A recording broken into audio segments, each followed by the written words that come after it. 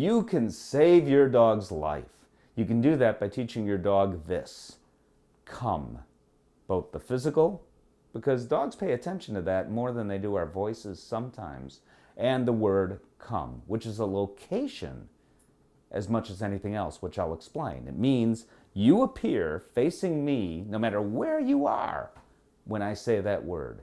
And you'll see that in action in just a second. So if your dog is running toward a street, running anywhere where you think your dog might be in danger, you can say that word, and instantly, if you've got it down, your dog is running toward a squirrel, you want to save the squirrel. You can say that. You could say the dog's name and then the word come, and fast as that, your dog is right there. At least that's the goal. It's the most important command. One more thing. Here's what you should never do. Never call your dog to you, which is what you want. The dog comes running to you, and then you're screaming or scolding your dog in some way, shape, or form. Never do that. If you must holler at your dog, and I don't think that's anything you kind of ever have to do anyway, but we're human, right? Then go to your dog and do it. Otherwise, you're punishing your dog for coming to you. That's the opposite of what we want. So here's what we do want now to teach this command. Go to the fridge, open it up, take a really stinky treat out. Something really, really good. And your dog is right there. That's okay. Remember, we're setting the dog up for success. Ethel, come. Perfect. Good girl. Good girl. Yeah. And you're saying, well, she knows you've got something. She could smell it. She could see it. Right. That's fine. That's not a bad thing. She's also hearing me say, Ethel, come. And she's appearing in just the right spot. Remember, it's a position right in front of you. That's where you want her to be. Good girl. Come. Good girl. That's a good girl. Yes, that's very good.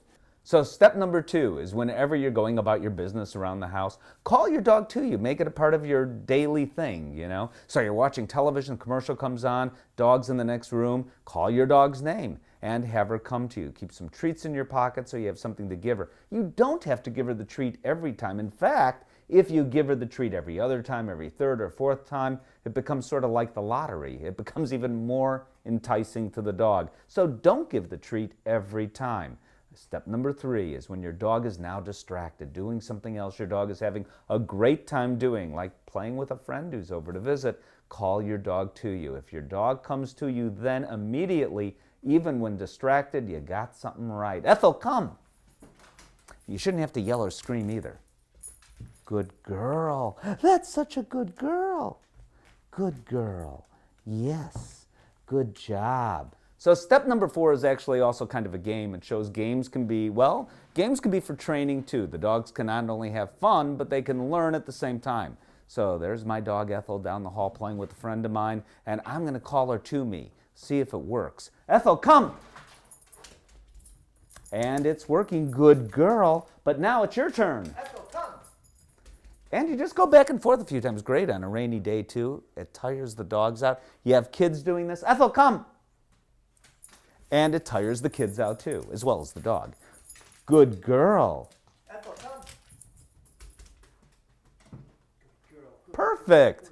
Yeah, it's fun, it's easy, it's simple. So we've done a couple things. We've taught the dog the come command indoors, and we've done a pretty good job. Even when the dog Ethel is distracted, she's coming just like that. Not the same as outdoors, as we will see in part 2.